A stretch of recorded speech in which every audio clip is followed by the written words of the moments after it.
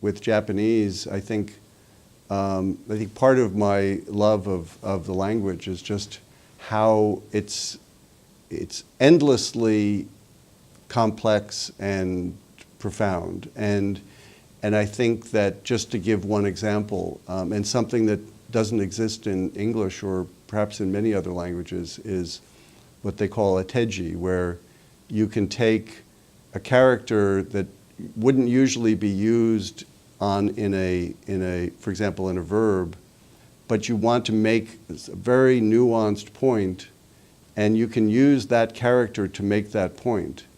And just the subtlety of doing that, or just as something as basic as a word that would be written in hiragana. I notice in ads sometimes it's written in katakana to make it more, eye-catching or whatever. And I think to have a language where the written language has such depth, because in English, all we've got is the alphabet, and that's what we're working with. But the Japanese language has this very rich aspect to it that I think makes it very special.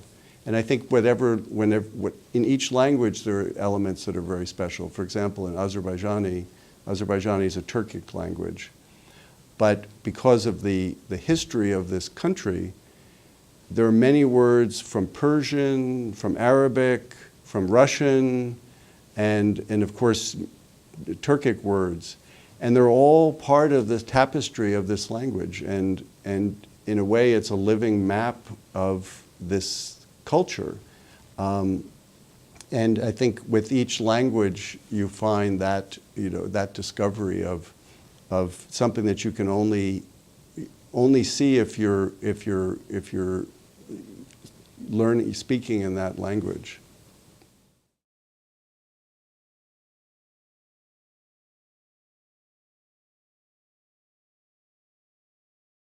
Anybody who studies a language is going to have many such unique experiences in which perhaps they didn't communicate what they thought they were communicating. But that's part of learning a language. And I think that I've had experiences in multiple languages when I was at the early stage of mastering the language.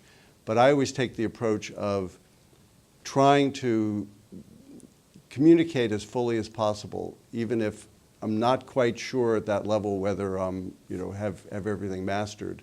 And occasionally, someone will ask me a yes or no question, and I'll answer, let's say, yes. And if they have a shocked look on their face, I'll go, no?